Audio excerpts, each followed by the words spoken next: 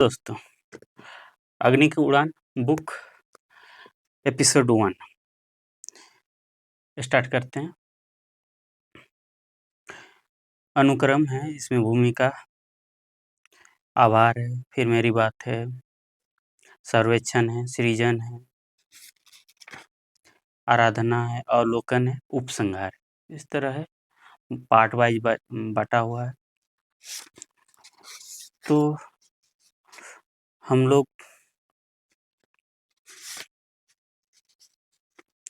भूमिका से स्टार्ट करते हैं। डॉक्टर एपीजे अब्दुल कलाम के सानिध्य में मुझे एक दशक से भी अधिक समय तक काम करने का अवसर मिला है।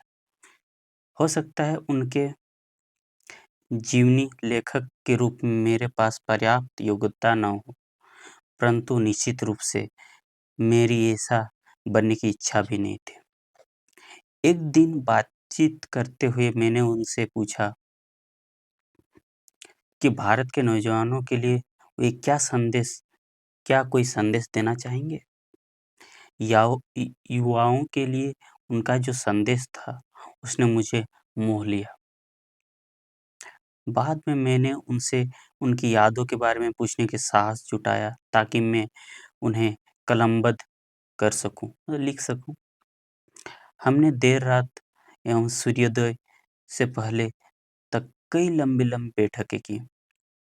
उनके 18 घंटे रोजाना की दिनचर्या से किसी भी तरह यह समय निकाला। उनके विचारों और गहराई और व्यापकता ने मुझे सम्मोहित कर लिया था। उनमें गजब का तेज था और उन्होंने विचारों की दुनिया से असीम दुनिया आनंद पाया था। उनकी बातचीत को समझना हमेशा आसान नहीं होता था, पर उनसे बातचीत हमेशा ताजगी एवं प्रेरणा प्रदान करने वाली होती थी। जब मैं इस पुस्तक को लिखने बैठा, तो मुझे लगा कि जितनी क्षमता मेरे भीतर है, इस काम को करने के लिए उससे कहीं ज़्यादा योग्यता चाहिए। ये कौन बोल रहे हैं? ये अरुण कुमार तिवारी जी कह रहे हैं, क्योंकि इसका लेखक वही है। लेकिन इस काम की महत्ता को महसूस करते हुए, इसे एक सम्मान के रूप में लेते हुए, मैंने इसे पूरा करने का साहस हिम्मत जुटाई। यह पुस्तक देश के उन आम लोग के लिए लिखी गई है जिनके प्रति डॉक्टर कलाम का अत्यधिक लगाव है, जिनमें से वह स्वयं को मानते हैं। विनम्र और सीधे सादे लोगों से उनका सदैव सहज संबंध रहा है, जो स्वयं उनकी सादगी एवं आध्यात्मिकता का परिचायक है। खुद मेरे लिए पुस्तक लिखना एक तीर्थ यात्रा करने जैसा रहा। डॉक्टर कलाम के आशीर्वाद से ही मुझ पर यह रहस्य प्रकट हुआ कि जीवन का वास्तविक आनंद सिर्फ एक तरीके से प्राप्त किया जा सकता है, और वह है अपने भीतर छिपे ज्ञान के शाश्वत स्रोत से संवाद स्थापित करके, जो हर इंसान के भीतर होता है। हो सकता है आप में से कई डॉक्टर कलाम से व्यक्तिगत रूप से न मिले हो, लेकिन मुझे उम्मीद है इस पुस्तक के माध्यम से आप उनके सानिध्य के आनंद प्राप्त करेंगे और वे आपके आत्मीय मित्र बन जाएंगे। डॉक्टर कलाम की बताई कई घटनाओं में से कुछ को ही मैं इस पुस्तक में शामिल कर पाया हूँ। दरअसल यह पुस्तक डॉक्टर कलाम के जीवन की सिर्फ एक छोटी सी रूपरेखा की ही प्रस्तुत कर पाई है। यह बिल्कुल संभव है कि कई महत्वपूर्ण घटनाएं छूट गई हो और डॉक्टर कलाम की परियोजनाओं से जुड़े प्रमुख व्यक्तियों के महत्वपूर्ण योगदान के जिक्र नहीं आ पाया हो। चूंकि डॉक्टर कलाम की तुलना में मेरे काम का समय बहुत ही कम रहा है और एक चौथाई सदी मुझे उनसे अलग करती है, इसलिए कई महत्वपूर्ण चीजें संभव है इसमें रह गई हो, अथवा तथ्य पर न रहकर तोड़-मोड़ गई हो, थोड़ा बहुत इधर-उधर हो गया हो। इस तरह की अनजानी भूलों और कमियों के लिए सिर्फ मैं ही ज़िम्मेदार हूँ और गुणीजनों की क्षमा का प्रार्थी हूँ।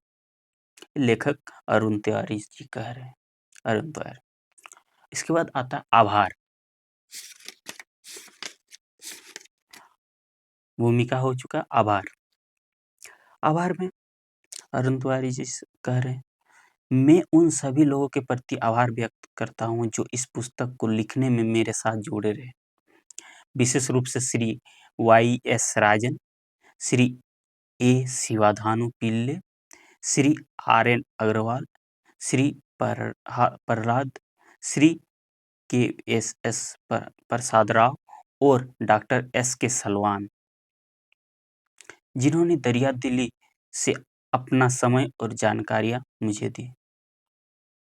इस पुस्तक के आलोचनात्मक समीक्षाओं के लिए प्रोफेसर के एवी पंडलाई और श्री आर स्वामीनाथन का मैं आभारी हूँ।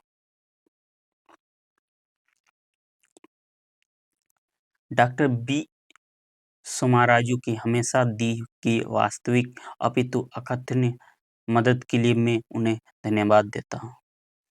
अपनी पत्नी डॉक्टर अंजना तिवारी को भी धन्यवाद देता हूँ, जिनका मुझे इस काम में हमेशा पूरा सहयोग मिला। मैं उन सभी के प्रति आभार प्रदर्शित करता हूँ, जिन्होंने समय-समय पर मुझे ज्ञान से समृद्ध किया और यह पुस्तक कल्पना से कहीं ज़्यादा अच्छे रूप में सामने आई। विशेषकर श्री प्रभु के रामेश्वरम में किया गया छायांकन संभवतः इस पुस्तक का सबसे महत्वपूर्ण तत्व है सभी का साधुवाद। और अंत में अपने बेटे असीम और अमोल के प्रति मेरा हार्दिक आभार।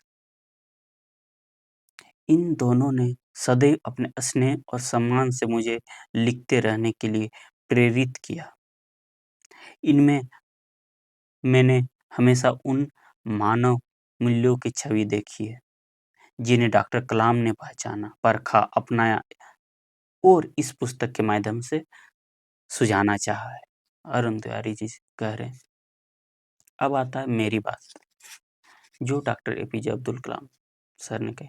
यह पुस्तक ऐसे समय में प्रकाशित हुई है जब देश के संप्रभुता को बनाए रखने, उसकी सुरक्षा को और मजबूत बनाने के लिए चल रहे हैं। तकनीकी प्रयासों को लेकर दुनिया में कई राष्ट्र सवाल उठा रहे हैं। ऐतिहासिक रूप से मानव जाति हमेशा से ही किसी न किसी मुद्दे को लेकर आपस में लड़ती रही है। प्रागैतिहासिक काल में युद्ध खाने एवं रहने की जरूरत के लिए लड़े जाते थे। समय गुजरने के साथ ये युद्ध धर्म और विचारधाराओं के आधार पर लड़े जाने लगे और अब युद्ध आर्थिक एवं तकनीकी प्रभुत्व हासिल करने के लिए होने लगे हैं। नतीजन नतीजतन आर्थिक एवं तकनीकी प्रभुत्व राजनीतिक शक्ति एवं विश्व नियंत्रण का पर्याय बन गया है। पिछले कुछ दशकों में कुछ देश बहुत ही तेजी से प्रौद्योगिकी की दृष्टि से काफी मजबूत होकर उभरे हैं। अपने हितों की पूर्ति के लिए बाकी दुनिया का नियंत्रण लगभग इनके हाथ में चला गया है। इसके चलते ही ये कुछ एक बड़े देश नए विश्व के स्वयंभू नेता बन गए हैं। ऐसी स्थिति में एक अरब की आबादी वाले भारत जैसे विशाल देश को क्या करना चाहिए? प्रौद्योगिकी की प्रभुता पाने के सिवाय वास्तव में हमारे पास कोई दूसरा विकल्प नहीं है। लेकिन क्या प्रौद्योगिकी के क्षेत्र में भारत अग्रणी हो सकता है? मेरा जवाब एक निश्चित हाँ है। और अपने जीवन की कुछ घटनाओं से मैं अपने इस जवाब की वैधता साबित करने को इस पुस्तक में प्रयत्न करूँगा। जब इस पुस्तक के लिए मैंने पहली बार अपनी यादों की सहेजना शुरू किया, तो मुझे यह समझ नहीं आ रहा था कि मेरी कौन-कौन सी यादें, घटनाएँ सही रूप में प्रासंगिक होंगे। मेरी बचपन मुझे बहुत प्रिय है। लेकिन क्या इसमें किसी की रुचि होगी? कौन? कलाम सर खुद बोल रहे हैं, क्या मुझे मेरी बचपन मुझे बहुत अच्छे लगते थे, लेकिन क्या ये सही रहेगा कि सब कोई पसंद करे? क्या एक छोटे से कस्बे के लड़के के दुःख, तकलीफ़ों और उसकी उपलब्धियों के बारे में पढ़ना पाठकों के लायक रहेगा? स्कूली जीवन की संकटपूर्ण परिस्थितियाँ, स्कूल फीस जमा करने के लिए मेरे द्वारा किए गए काम और आर्थिक संकटों के चलते कॉलेज में किस तरह से मैंने शाकाहारी बनने का निश्चय किया, आदि बातें आम आदमी के लिए रुचि का विषय क्यों कर होनी चाहिए। पर अंततः मैंने ये माना कि यह सब प्रासंगिक है, क्योंकि ये बातें कुछ-कुछ आधुनिक भारत के एक आम आदमी की कहानी कहती है। फिर मैंने उन व्यक्तियों के बारे में लिखने की निश्चय किया, जिन्होंने मेरे जीवन का पर गहरा प्रभाव डाला।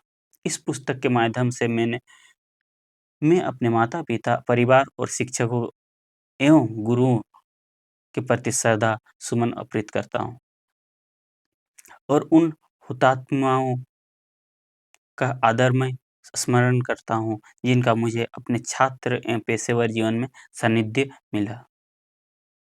यह मेरे युवा साथियों का अपार उत्साह और कोशिशों के प्रति सम्मान है, जिन्होंने सामूहिक रूप से मेरे सपनों को संजोया और साकार किया है। प्रोफेसर विक्रम साराभाई।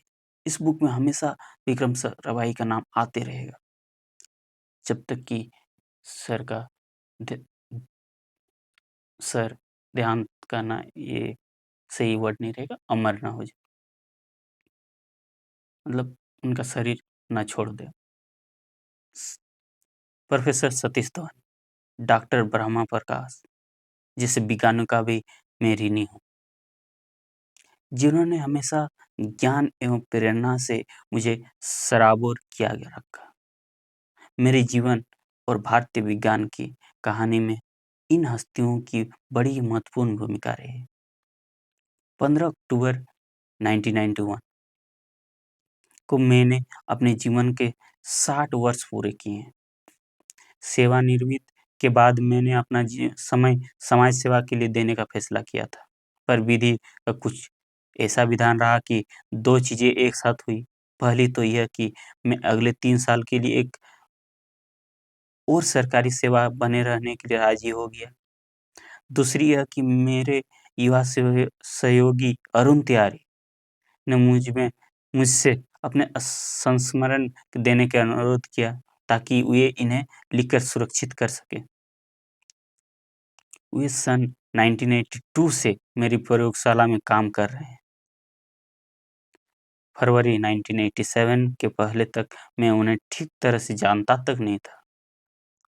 फरवरी 1987 में जब वे हैदराबाद के निज़ाम चिकित्सा विज्ञान संस्थान के सघन हृदय चिकित्सा कक्ष में भर्ती थे, तब मैं उन्हें देखने गया था।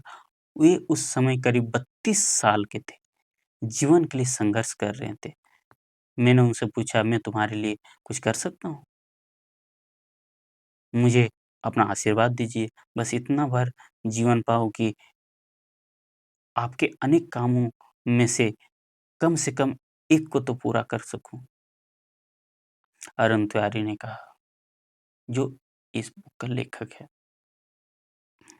इस नौजवान की कर्म के प्रति अब सर एपीजे अ, अब्दुल कलाम सर कह रहे हैं, इस नौजवान के कर्म के प्रति समर्पित सोच और जिजीविषा देखकर मैंने उसके जल्दी ठीक हो जाने के लिए सारी रात ईश्वर से दुआ की। ईश्वर ने मेरी प्रार्थना सुनी और अरुण 1 महीने में स्वस्थ हो काम पर लौट गया है। 3 साल के थोड़े से वक़्त में आकाश मिसाइल के लिए उन्होंने अद्भुत काम किया। इसके बाद उन्होंने मेरे जीवन की कहानी लिखने का काम हाथ में लिया। फिर सालों तक उन्होंने धैर्यपूर्वक मेरे सुनाए अनसों घटनाओं को लिपिबद्ध किया। वे मेरे निजी पुस्तक संग्रह के नियमित पाठक बन गए। मेरी कविताओं में से कुछ प्रासंगिक अंश भी चुने, इस पुस्तक में उनको शामिल किया। उन्होंने मुझे कहीं भीतर तक उद्वेलित कर दिया। यह कहानी सिर्फ मेरी विजय और दुखों की नहीं है, बल्कि आधुनिक भारत के उन विज्ञान प्रतिष्ठानों के सफलताओं और असफलताओं की भी कहानी है, जो तकनीकी मोर्चे पर अपने को स्थापित करने के लिए संघर्ष कर रहे हैं। यह राष्ट्रीय आकांक्षा तक सामूहिक प्रयासों और जैसा कि मैं देखता हूँ, वैज्ञानिक आत्मनिर्भरता और प्रौद्योगिकी की दक्षता हासिल करने के लिए भारत के प्रयासों की भी कहानी है। ईश्वर की सृष्टि में प्रत्येक कण का अपना अस्तित्व होता है। प्रत्येक को कुछ न कुछ करने के लिए ही परवरदिगार ने बनाया है। उन्हीं में मैं भी हूँ। उसकी मदद से मैंने कुछ भी हासिल किया है, वह उसकी इच्छा की अभिव्यक्ति ही तो है। कुछ विलक्षण गुरुओं और साथियों के माध्यम से ईश्वर ने मुझ पर यह कृपा की, और जब मैं इन सर्वश्रेष्ठ व्यक्तियों के प्रति अपनी श्रद्धा और सम्मान व्यक्त करता हूँ, तो मैं उसकी महिमा का ही गुणगान कर रहा होता हूँ। यह सब रॉकेट और मिसाइलें उसी के काम है, जो कलाम नाम के एक छोटे से व्यक्ति के माध्यम से खुदा ने कराए हैं। इसलिए भारत के कई कोटि जनों को कभी भी छोटा या असहाय महसूस नहीं करना चाहिए। हम सब अपने भीतर दैवीय शक्ति लेकर जन्मे हैं। हम सबके भीतर ईश्वर का तेज छिपा है।